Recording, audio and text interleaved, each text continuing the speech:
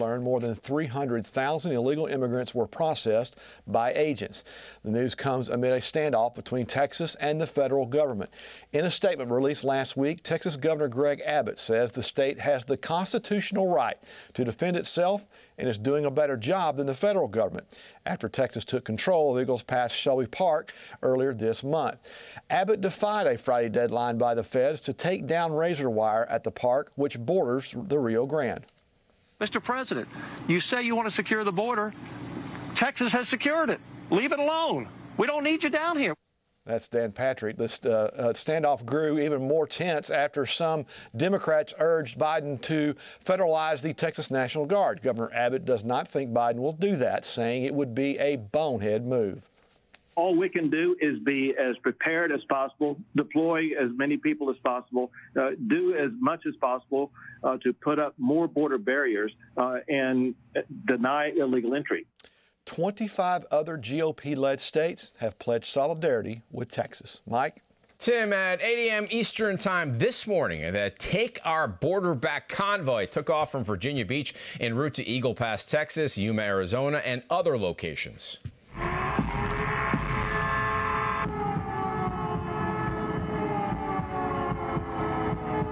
As stated on their website, it's a call to all active and retired law enforcement, military veterans, truckers, and others to peacefully assemble, pray, and demand the government finally secure the southern border.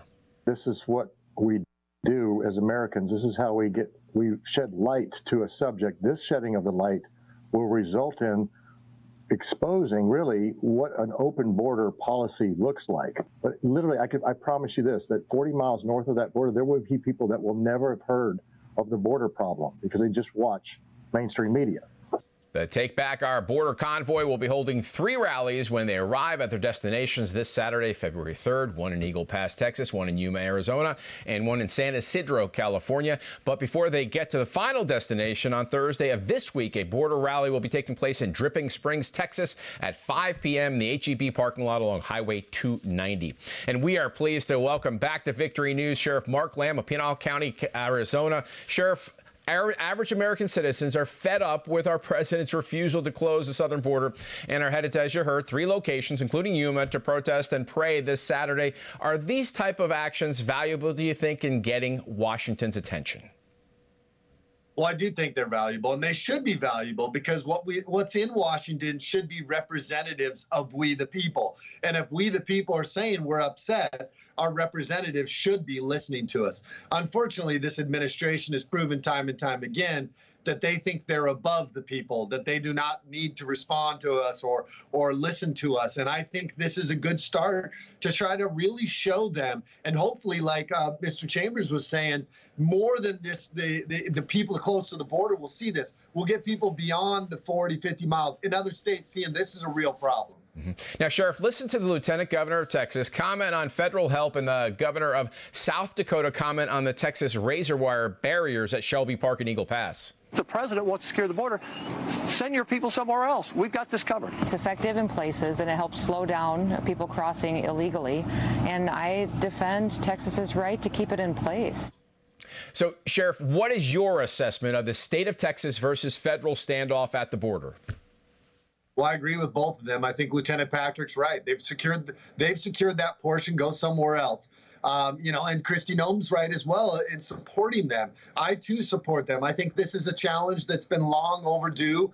The federal government has failed to protect us from an invasion, which is their constitutional responsibility.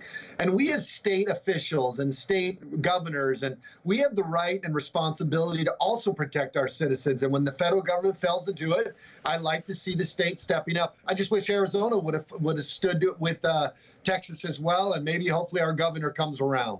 Hopefully that happens. Now, you're running for the Republican Senate nomination there in Arizona. One of your opponents, of course, is Kari Lake. What was your reaction to the explosive audio she released that forced the state GOP director to resign?